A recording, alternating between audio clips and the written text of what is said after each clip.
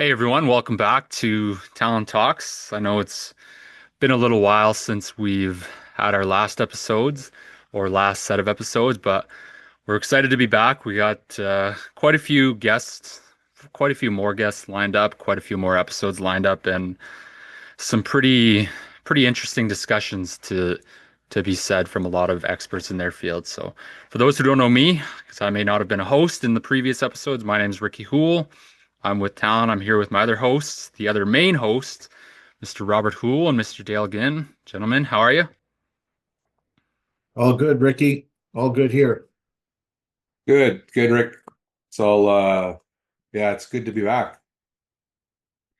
So I know it's been a little while since our last few episodes and it kind of just slipped through the cracks, but we think a lot of the discussions that we'll be having with our guests, and even if it's not with the guest, it might just be us two or us three, or maybe just one of us talking about a topic that I think a lot of people could benefit from, whether you've been in the industry your whole life or whether you're someone young in their professional career, such as myself. I think it could go a long way.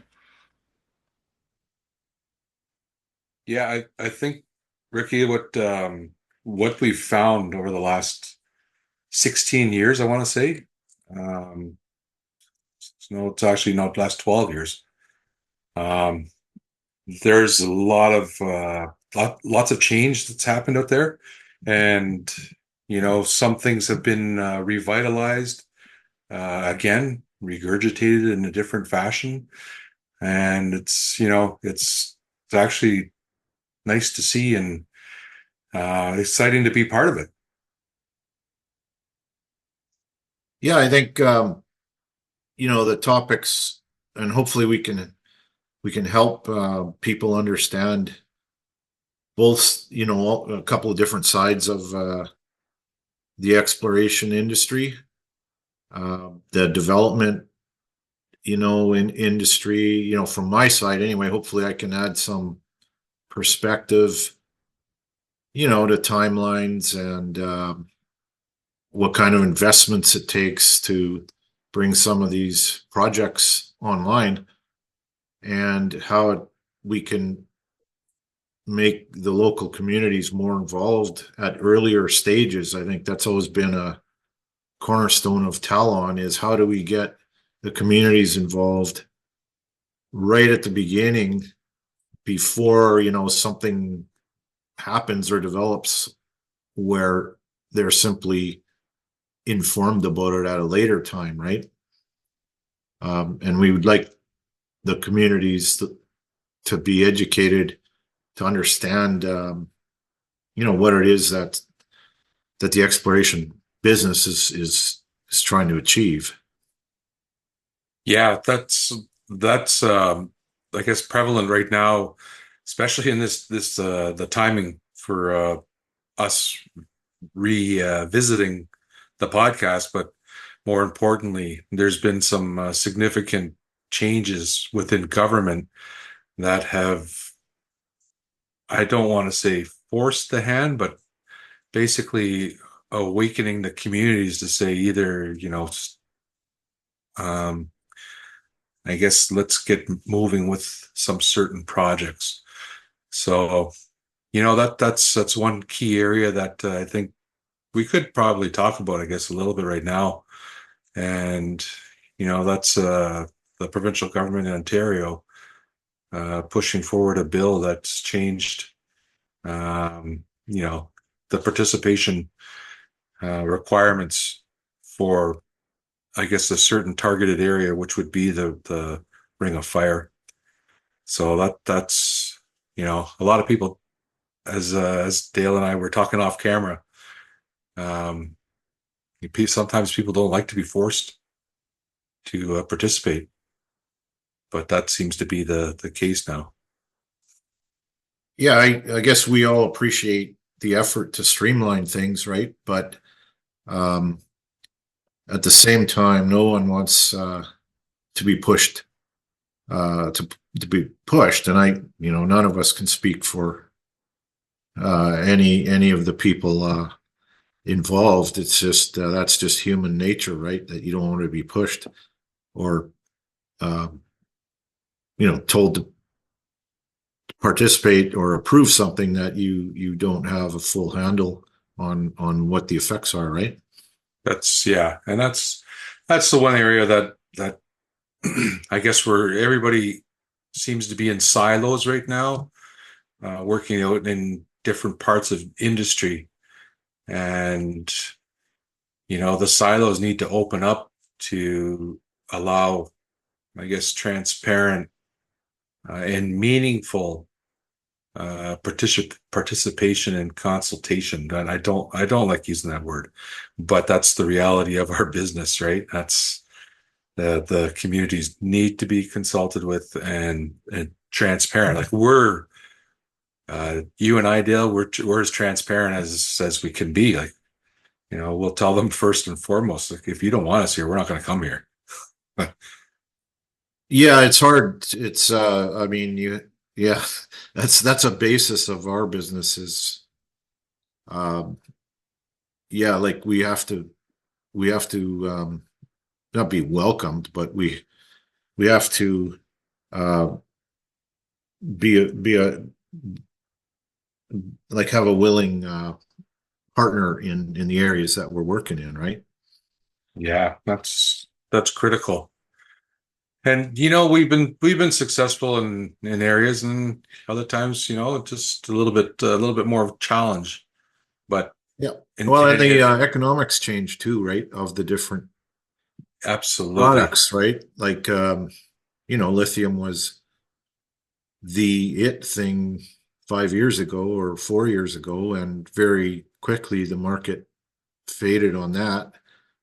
And you had a lot of lithium exploration and projects started up that now are going to struggle to attract value and attention like from investors.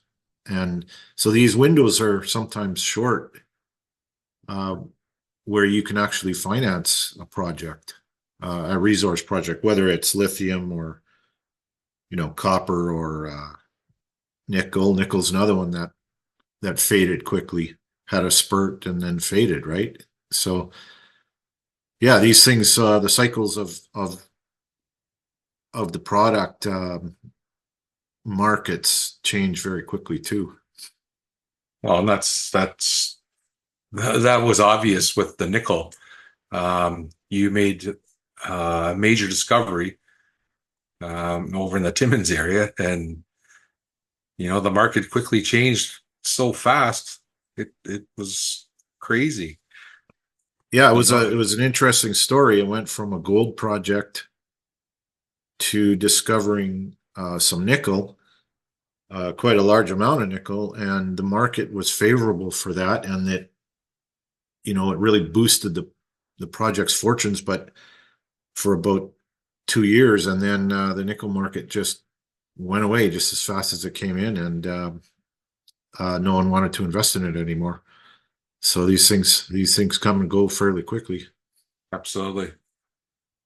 And the other thing that we've been, I guess, lucky to look at and introduce alternatives for some of these critical minerals is um, basically trying to gather them up. But that's another discussion we can have for another day. It's funny that we're talking about the nickel. I seen somebody sent me a graph and a presentation, and I believe it was within our team, Dale, where it showed China was going to be the major producer, and then they were halting um, the processing of nickel. It became a very interesting story. Yeah, I mean, yeah, like nickel's so market dependent on where, there's cheap kind of lower grade nickel that's produced in Indonesia and that floods the market at times. And, Canada wants to produce high quality nickel that can be used in batteries. And sometimes if the market gets flooded or the that affects the price, and then we can't develop our own resources, right? Because of that. That's the same with lithium. Like recently, China, well, Yeah. I guess they've made up. They've stopped exporting their magnets, which are needed for just about everything electronic. And Trump, I guess, has done a tit for tat where he's going to start supplying them with something they need for plastics, and China will start supplying whatever they need for the magnets. So it's it's out of our Yeah. control. It's out of our Abs control. That's for sure. yeah, absolutely. I guess the only thing that we can do is try and identify opportunities and try and attract government towards helping us and communities, the First Nations, build something that would be significant for North America. So Yeah, well, long term, right? That critical minerals like lithium, nickel, are going to be required, right? If we're doing electrification of grids, cars, whatever, buildings. So, just because we have a down market, doesn't mean we need to stop. Maybe it just means we need to change the way we do things, like, consolidate companies that are struggling, that have good projects, and, gain some mass, right? Instead of 20 companies looking for the same dollar, get it down to three or four, right?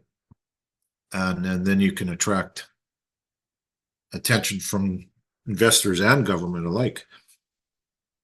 yeah, that's well, we've had opportunity to reach government. It's just a matter of what it is that they're looking for, and that's always been, I guess, good for us. And we've always seemed to be in the right space. So just keep pushing things forward, and hopefully we can land a um, land something significant for our projects. So I want to speak, I guess, a little bit on what we're working on. Um, you know, the Red Lake camp, that's a significant gold exploration. Um, the lithium, that's a significant uh, project there. Um, and the opportunity that Sioux Narrows hosts, that's also an opportunity. And South Dakota. So there's some very interesting projects that we specifically are working towards. Yeah, and these are combination of critical minerals and precious metals. Yeah. Um, and they're all in areas where you could say they're development oriented. The communities are involved at the earliest stage, and that's the way we like it. That's how we would like to do all of our businesses, is bringing the communities in, hopefully as a partner, even, or investor, or Yeah. whatever they feel. But as long as they're fully educated, fully involved in those early stages, it I think it's better for everyone. Yeah, we've been fortunate to be part of a some of the communities that they've been with us for a while through different change of names of companies, and they're pretty excited to move forward with us and looking at a different stage, which would be, I guess, the investment. So that's exciting to look forward to, and hopefully at some point we can get one of them, one of those people to speak with us, either Brad Ross or Mark Vermette, or both at some point down the road, because um, when we spoke at the PDAC, we were both singing from the same song sheet, so to speak, where yes, they were looking to invest, and they were looking to get involved in the project. And I said, well, why not us? Like we've been partners for years. Let's take it to the next level. So yeah, that's been an exciting part. The other thing that we have going, Ricky, if you want to talk about this, is some of your drone stuff you have moving for the summer. Well, it's in addition to the projects that we already work on, but Talon specifically focusing on First Nations community engagement and development. A lot of the projects that we try and get into, we try to see how we can take it one step further. And one way that we've been doing that is implementing some drone programs to youth or drones within the community to allow the community to see it firsthand what's going on, how it looks like. Because I think for maybe not a lot of people, but when you think of mining, you might think of, bulldozing, destroying just pushing your way through. But doing this allows us to show them that there's, an exploration, there's very minimal, minimal impact that we try to do that. It's something that's small and, um, doesn't leave a huge, huge footprint. So, and that's something that these communities have been very appreciative of. And, personally for myself, I try to help the youth as much as possible within these communities.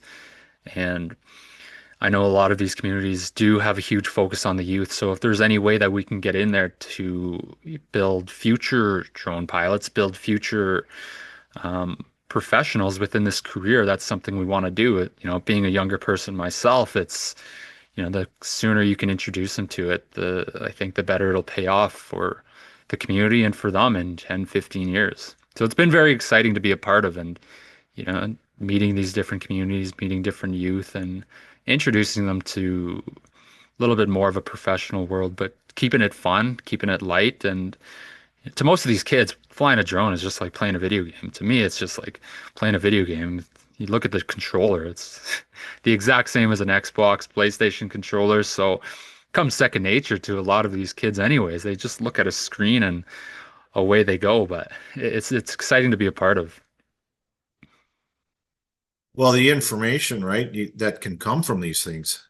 Now, like I'm talking, the information of the land around the community, like the magnetics, the rate, the lidar, the topography.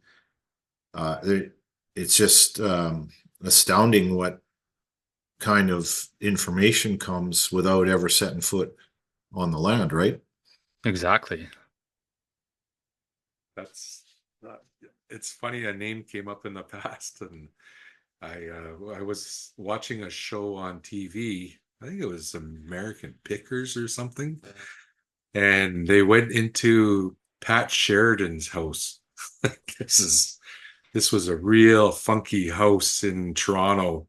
He passed away, but they had to go in and clean it out. I don't know what the show was, but anyways, they came out with this. You may have seen it, Dale, but it's like Oh, it was a magnetic survey instrument. yeah, Yeah, yeah. Did you see that? I saw that one.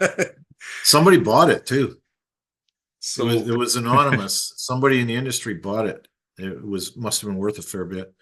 oh, yeah, and they wouldn't let it go.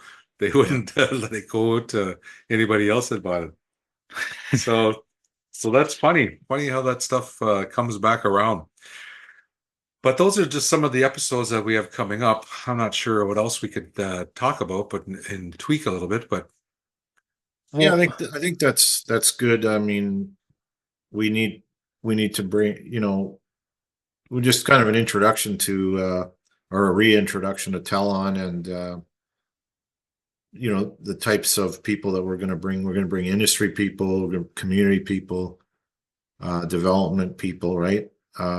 Services, just to give everybody overall pictures of what's happening and what some of these people do, right? that's right. Exploration isn't just you know, I guess it's not just finding a mine. It's bringing a whole host of opportunities to the community to an area, and it impacts the economic, social economic value to it's a big people. industry, right? Absolutely. And I think I've always said it always seems to get swallowed up in people think exploration right away, they think mining, but no, it's a whole separate industry with a whole separate bunch of tentacles that and suppliers and whatnot. It's got nothing to do, at the outset with mining. It's a whole business unto itself. Absolutely. And Yeah, I think that's what we're looking to, I guess, bring into the light. Yeah, I think it's super important to push this out there, especially for I think younger generation, because when I talk to a lot of my friends and even people younger than me, I mention the word exploration and no one even has a clue what that is. And then I have to say mining. So then they think, oh, you work in like a big mine. So I think pushing this out there is educate a lot of people, especially a lot of newer people to the industry. yeah, totally agreed. So I'm Well, looking forward to getting things back on track here, guys. Okay, sounds good. it's Well, exciting. look forward to our first and Yeah, I think we're next. gonna Yes. we're gonna try and release an episode hopefully every Thursday. If it's not with a guest, hopefully it's something like this. So be sure to follow, subscribe. Everything will be on our LinkedIn, on my LinkedIn, Rob's LinkedIn, Dale's LinkedIn, and Talon's LinkedIn. So with that being said, talk to you guys later and we'll see you next week. Okay. Okay. Talk to you guys Bye. later. Goodbye.